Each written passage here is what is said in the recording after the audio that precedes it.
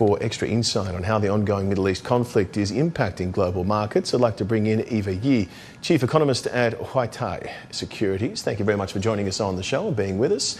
So the IEA has agreed to release those 400 million barrels from the emergency reserves. It's the largest coordinated release in its history. Is this enough to stabilise oil markets, particularly if tensions escalate further? Is this enough? I think the short answer is it's uncertain, but unlikely in the short term. Why do I say that? Yes, it is indeed the biggest coordinated effort in history. Looking back to the height of the Russia-Ukraine war, IEA only released 182 million barrels in total, which is very large at the time. To put this in context, the IEA holds about 1.2 billion barrels in reserves, and there's about 600 million barrels extra on the country level. Of course, not all can be released, but why do I say it might still not be enough? The answer is like this. The capacity of Hormuz Strait, which is now almost entirely blocked by Iran, is about 20 million barrels a day. Considering potential detours and limited pass-through in the strait, the Iran war has led to a supply gap of about, I think, at least 15 million barrels a day. If everything goes seamlessly, it will help, the IEA release will help bridge the gap for about 20 to 25 days, but be mindful that the war has already been going on for 14 days. However, it's potentially problematic in three ways. Number one, shipping of these reserves will take time. Some people say up to 45 days. Secondly, the shortage, needless to say, is a moving target. The longer the strait is closed, the bigger the cumulative gap will be. Not to mention, if a lot of the oil refinery and capacity is suspended or taken out, it will take even longer to restart or for the oil to flow again. And thirdly, I think very importantly, if you use a game theory framework, it is problematic because it is almost like showing a show of hands. It might incentivize Iran, because we said 20 to 25 days of reserves.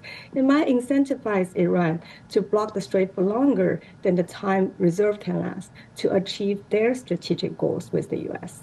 Historically, Middle East conflicts trigger sharp but sometimes short-lived oil price spikes. With global inventories already tight, as you mentioned, shipping routes such as the Strait of Hormuz under scrutiny, how vulnerable is the global energy market right now to a sustained shock?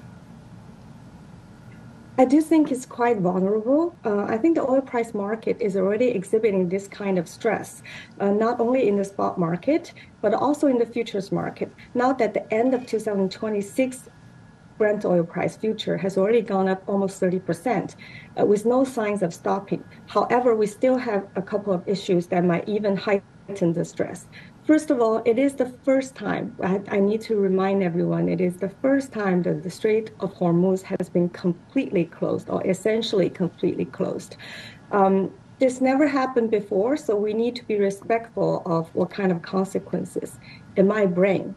And it is a physical shortage, not an expectation shortage like before when the oil price spiked and came down right down again. Even during the Iran-Iraq war in the 1970s, the strait was not completely closed.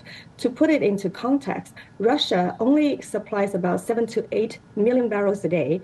And during the Russia-Ukraine war, actually the supply was not cut by that much. However, the Strait of Hormuz, as I mentioned, was responsible for shipping of 20 million barrels a day. And then a couple of other issues is that, number one, consensus going into the war was for oil price to fall and for a long time, and for oil to remain oversupplied.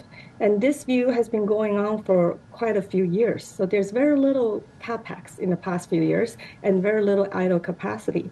And lastly, the petrodollar circulation. The petrodollar circulation may be in trouble because the Gulf countries are usually beneficiaries of higher oil price. But this time, they have no more income.